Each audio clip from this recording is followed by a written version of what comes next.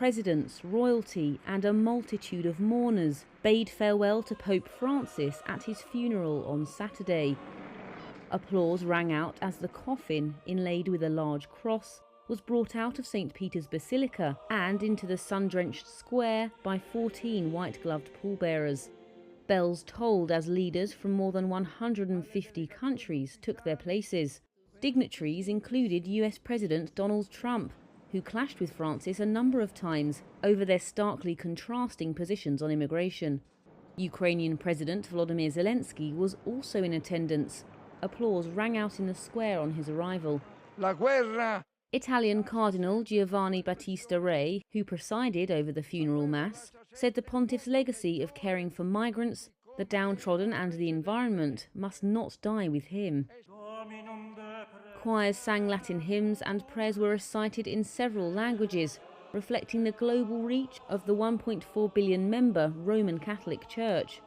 Aerial views of the Vatican showed a patchwork of colours: black from the dark attire of the world's leaders, red from the vestments of some 250 cardinals, purple worn by some of the 400 bishops, and the white worn by 4,000 attending priests.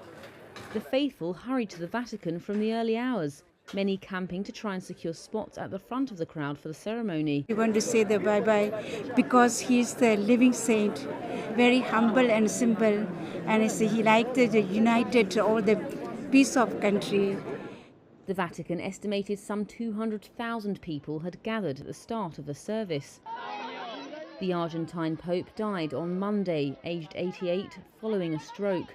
Francis's death ushers in a meticulously planned period of transition, marked by ancient ritual, pomp and mourning.